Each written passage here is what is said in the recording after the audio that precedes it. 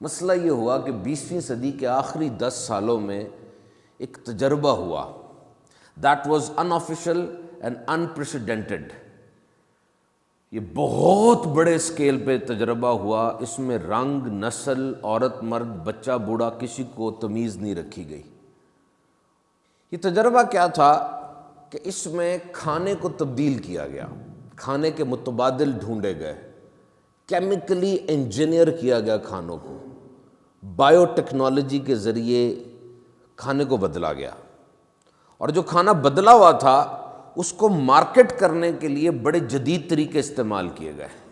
Sports مین، کھلاڑیوں کو، اداکاروں کو بلایا گیا، ان سے کہا کہ لوگوں کو بتاؤ کہ بھئی میں نے جب یہ چیز استعمال کی ہے تو میں ایسا ہو گیا ہوں، تم بھی کرو گے تم ایسے ہو جاؤ گے. مقصد پورا نہیں ہوا تو بچوں کے اندر اس کو گھسایا گیا، اشتہار بنائے گئے کہ دیکھو بچوں، اگر تم یہ چیز کھاؤ گے نا تو تم سپر مین بن جاؤ گے، تم اپنے دوستوں میں سب سے آگے نکل جاؤ گے. That was a big manipulation. ایک بہت بڑا تجربہ تھا یہ، اور اس میں جس چیز کو سب سے آگے رکھا گیا وہ ٹیسٹ تھا کہ جو کھانا ہم نے نیا بنایا نا یہ بڑا ٹیسٹی ہے اور بڑی جلدی تیار ہو جاتا ہے. یہ چولہے کی ضرورت نہیں ہے، دسترخوان لگاؤ، چولہا بٹھاؤ، نہیں، بس ڈرائیو تھرو پہ آرڈر دو، اگلی کھڑکی سے تمہیں سب کچھ مل جائے گا. دنیا پھنس گئی اور انہیں اس کھانے کی لت لگ گئی. اس کا نام ان آرگینک فوڈ یا فاسٹ فوڈ رکھا گیا. اور دکھ کی بات یہ کہ تجربہ بری طرح فیل ہو گیا. میرے پاس لینسٹ کی ریسرچ ہے 2019 کے اندر، اس میں لکھا تھا کہ 1 in 5 deaths in the world is due to the poor diet. آج پوری دنیا میں ہر 5 میں سے 1 موت کی وجہ پور ڈائٹ ہے، ایسا کھانا جس میں غذائیت کوئی نہیں ہے.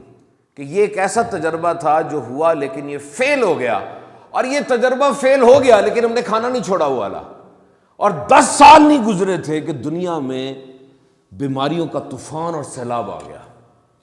بلڈ پریشر سے لوگ مرنے لگے، لوگ شوگر سے سسکنے لگے، ہسپتال بھر گئے، نئی نئی بیماریاں آ گئیں. لیکن اس کھانے کی لت ہمیں ایسی پڑ چکی ہے کہ وہ نہیں جا رہی.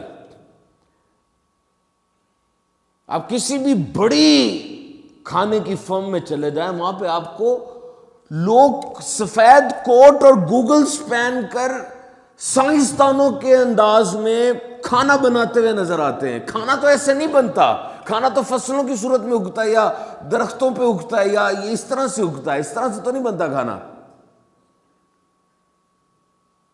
دس از اے ٹیمپرنگ، یہ نیچر کے ساتھ امبیزلمنٹ کی گئی. یہ جملہ میرا غور سے یاد رکھیے گا، کتابیں پینسلیں تو آپ کے پاس نہیں ہیں، دل پہ لکھ لیں اس جملے کو.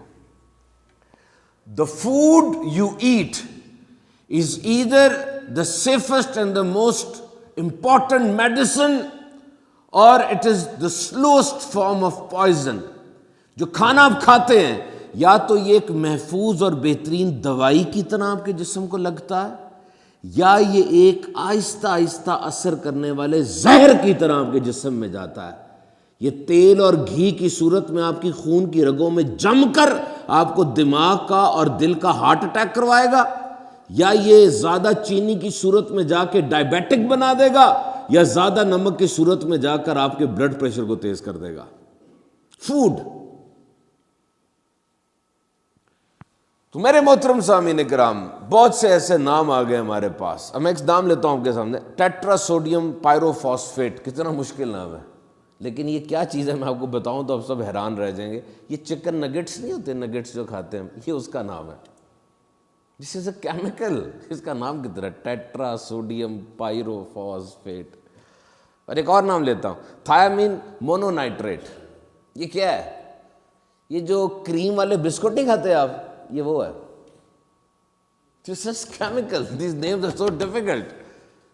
So when you will go through it, آپ جب جائیں گے تو آپ دیکھتے ہیں کہ منسٹری آف ہیلتھ UK کے مطابق دنیا میں 48% لوگ پورلی نیوٹریشن کا شکار ہے. یا تو وہ زیادہ کھا کے مر رہے ہیں یا کم کھا رہے ہیں، دونوں طرف سے یہ باتیں موجود ہیں.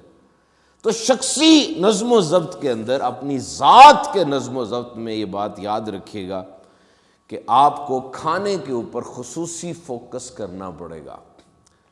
یہ جملہ بھی غور سے سن لیجئے گا کہ انرجی ڈرنکس، چائے اور کافی پی کر جو چیز آپ حاصل کرنا چاہ رہے ہیں، آپ یہ چیزیں مصنوعی سہارے نہ ڈھونڈیں، آپ آلریڈی آپ کی ڈائٹ میں جو چیزیں موجود ہیں ان میں سے کچھ کو کم کر دیں، یہ مقصد خود ہی حل ہو جائے گا۔